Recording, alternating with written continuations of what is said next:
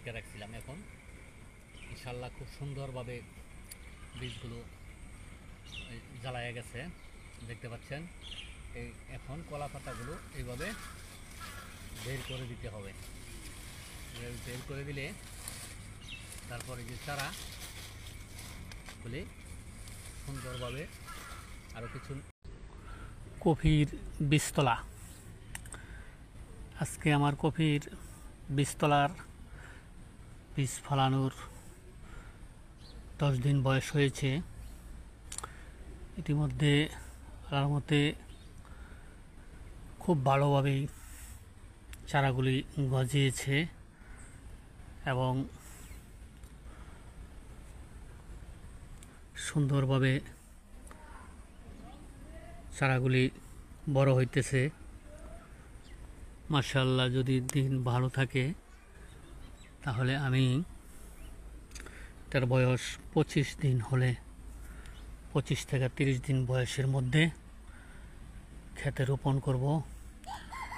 সকলের কাছে দোয়া চাই। সম্মানিত ভিউয়ার্স, কৃষক ভাই বোনেরা, আপনাদেরকে ইতিপূর্বে আমি ফুলকপির বীজ ফালানো থেকে ধরে 10 দিন বয়স হয়েছিল তখনও দেখিয়েছিলাম কিভাবে কি করতে হয়।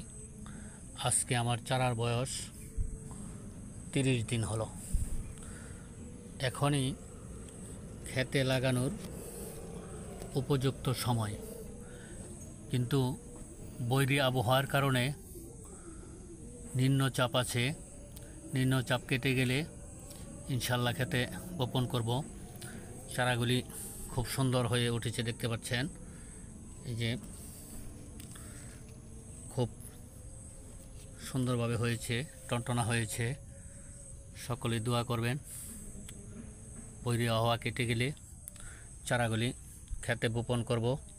আর সকলের কাছে একটি অনুরোধ রইল, আমি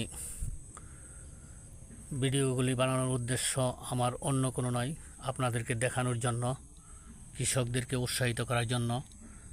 ভিডিওগুলোই ভালো লাগলে অবশ্যই লাইক কমেন্ট করবেন। আসসালামু আলাইকুম রহমতুল্লাহ।